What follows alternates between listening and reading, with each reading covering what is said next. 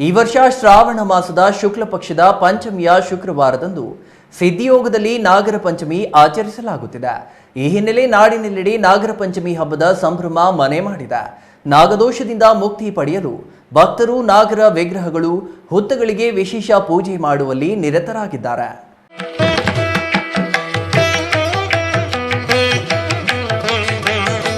ಈ ವರ್ಷ ಶ್ರಾವಣ ಮಾಸದ ಶುಕ್ಲ ಪಕ್ಷದ ಪಂಚಮಿಯ ಶುಕ್ರವಾರದಂದು ಸಿದ್ಧಿಯೋಗದಲ್ಲಿ ನಾಗರ ಪಂಚಮಿ ಆಚರಿಸಲಾಗುತ್ತಿದೆ. ಈ ಹಿನ್ನೆಲೆ ನಾಡಿನೆಲ್ಲೆಡೆ ನಾಗರ ಪಂಚಮಿ ಹಬ್ಬದ ಸಂಭ್ರಮ ಮನೆ ಮಾಡಿದೆ. ನಾಗದೋಷದಿಂದ ಮುಕ್ತಿ ಪಡೆಯಲು ಭಕ್ತರು ನಾಗರ ವಿಗ್ರಹಗಳು, ಹುತ್ತಗಳಿಗೆ ವಿಶೇಷ ಪೂಜೆ ಮಾಡುವಲ್ಲಿ ನಿರತರಾಗಿದ್ದಾರೆ. ನಾಗಾರಾಧನೆಗೆ ಹೆಚ್ಚು ಪ್ರಸಿದ್ಧಿ ಪಡೆದಿರುವ ದೊಡ್ಡಬಳ್ಳಾಪುರ ತಾಲೂಕಿನ ಶ್ರೀ ಕ್ಷೇತ್ರ ಘಾಟಿ ಸುಬ್ರಹ್ಮಣ್ಯ ದೇವಸ್ಥಾನದಲ್ಲಿ ಇಂದು ನಾಗರ ಪಂಚಮಿ ಪ್ರಯುಕ್ತ ನಾಗರಕಲ್ಲು ಹಾಗೂ ಹುತ್ತಗಳಿಗೆ ಹಾಲಿನ ಅಭಿಷೇಕ, ತುಪ್ಪದ ಅಭಿಷೇಕ ಸೇರಿದಂತೆ ಇನ್ನಿತರೆ ವಿಶೇಷ ಪೂಜೆಗಳನ್ನು ನೆರವೇರಿಸಲಾಯಿತು.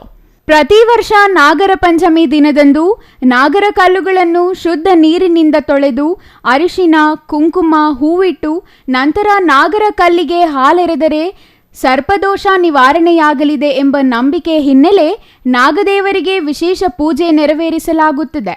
ಘಾಟಿ ಕ್ಷೇತ್ರದಲ್ಲಿ ಸುಮಾರು 10,000ಕ್ಕೂ ಹೆಚ್ಚು ನಾಗರ ಕಲ್ಲುಗಳನ್ನು ಪ್ರತಿಷ್ಠಾಪಿಸಲಾಗಿದೆ. ಈ ಎಲ್ಲ ಕಲ್ಲುಗಳಿಗೆ ಭಕ್ತರು ಅರಿಶಿನ, ಕುಂಕುಮ ಹಚ್ಚಿ ವಿಶೇಷ ಪೂಜೆ ನಡೆಸಿ ದೇವರ ಕೃಪೆಗೆ ಪಾತ್ರರಾದರು.